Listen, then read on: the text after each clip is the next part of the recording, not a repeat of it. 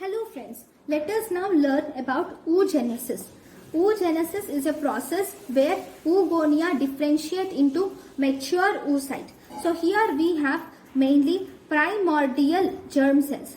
These primordial germ cells have arrived in the gonad of genetic female, and these primordial germ cells will differentiate or they undergo mitotic division to form oogonium. This oogonium undergoes mitosis again to form primary oocyte, which is arrested in prophase in the baby. Okay, so if you see, this is the picture of ovary in different stages. Okay, so this is the picture of ovary. Okay, so here you can see this is the surface epithelium. Okay, this is the surface epithelium of ovary, which is flat. Sorry, this is the surface. I'm really sorry. This is the surface epithelium of ovary.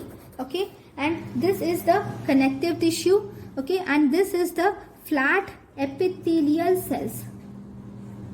Okay, these are flat epithelial cells. These are oogonia. Okay, and this is primary oocyte. In prophase, in first meiotic division. This is in 4th month. This is 7th month. Okay, I will show you the changes in detail. Just give me a minute. Okay, so in the beginning, so this is from 4th month. Okay, first we will see what happens till 3rd month. Okay, till 3rd month, what actually happens is primordial germ cells reach the gonads and they differentiate into oogonia. This oogonium will undergo many meiotic divisions, and this oogonia is formed primary oocyte in prophase 1, which is arrested in prophase 1. This occurs by the end of 3rd month. Okay, so here if you see, in the 4th month there are some primary oocytes which are arrested in prophase in first meiotic division. Similarly, you can also see some oogonia which do not have any meiotic division going on. See, meiotic division is actually represented by these chromosomes. Here there are no chromosomes, so there are no meiotic divisions occurring here. Okay, now in the 7th month, majority of the oogonia will degenerate. As you go to the 7th month, majority of these oogonia will degenerate and only some oocytes will remain. And see, these oocytes which remain are actually surrounded by the follicular cell. See, this is the follicular cell. Okay, and this is the primary oocyte. These follicular cells are nothing but these flat epithelial cells will form a layer around these primary oocytes, resulting in formation of this oocyte surrounded by the follicular cell. Majority of the oogonia will degenerate, only few will remain by the 7th month.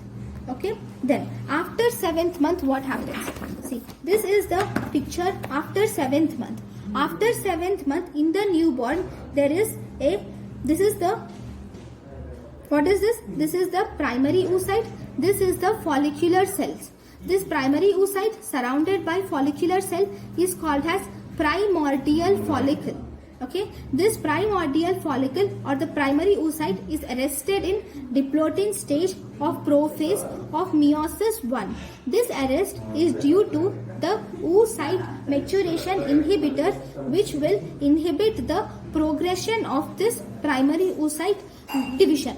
Okay, so this primary oocyte is in diplotin stage of prophase of meiosis 1.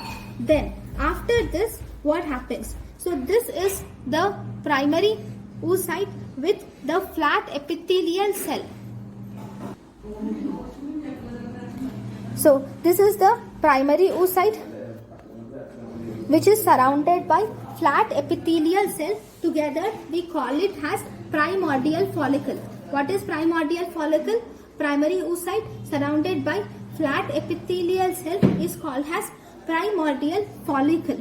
Then this primordial follicle, the follicular cells are actually flat epithelial cells, but these will undergo division, and these flat epithelial cells now change into cuboidal follicular cells. So these are cuboidal follicular cells, and this is primary oocyte, and there is beginning of development of zona pellucida. This follicle is called as early primary or preantral follicle. Okay, this is called as early primary or preantral follicle. Then after this single layer of cuboidal follicular cell now undergoes mitosis, and it forms many layers of granulosa cells, and there is well formed zona pellucida, which you can see. This is the ovarian connective tissue. Okay, so if you see, each month there are 15 to 20 follicles will mature each month, and they form mature primary follicle, but only one. Most of these 15 to 20 follicles will die, and only some follicles will accumulate the fluid in this space, which is antrum. I'll show you the antrum in a minute. And one more important thing is the primary oocytes at birth. Number of primary oocytes at birth are 6 lakhs to 8 lakhs, but most of them degenerate by the time the girl reaches the puberty, and only 40,000 are left in the puberty, and among these 40,000, less than 500 follicles will ovulate. Right? Now, this is the picture of follicle with antral development. So this follicle with antrum, follicular antrum, is called as vesicular or antral stage or follicular stage. Now, these primary oocyte, this is the primary oocyte. You can also see zona pellucida. Now, the fluid accumulation will increase, and this results in the formation of mature vesicular or granular or Graafian follicle. This is mature vesicular or Graafian follicle. Here there is also formation of this theca interna and theca externa. This theca interna and theca externa are formed from ovarian connective tissue. Actually, the ovarian connective tissue forms theca follicle. This theca follicle will organize to form theca interna and theca externa. The granulosa cells and oocytes will secrete zona pellucida.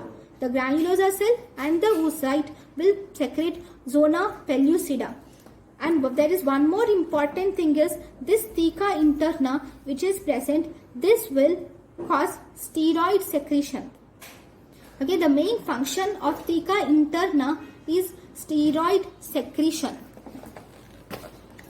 Then you can see now that has occurred, right? After that, now there is LH surge. So whenever there is LH surge, this is the zona pellucida. This is primary oocyte. Normally, this primary oocyte is arrested in the diplotin stage of prophase 1 of meiosis 1. But once there is LH surge, this meiosis will complete and it forms secondary oocyte and first polar body. This first polar body is seen in perivitelline space. Right? Now this secondary oocyte will undergo meiosis 2. And this secondary oocyte is dividing. Even the polar body is also dividing. Remember, this does not complete its division. Now this secondary oocyte is arrested in metaphase 3 hours before ovulation.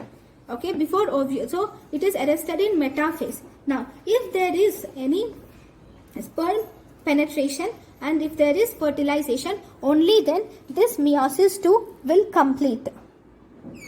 And this is about the and this results in formation of embryo. Thank you guys for formation of zygote. Thank you guys for watching my lecture. Thank you.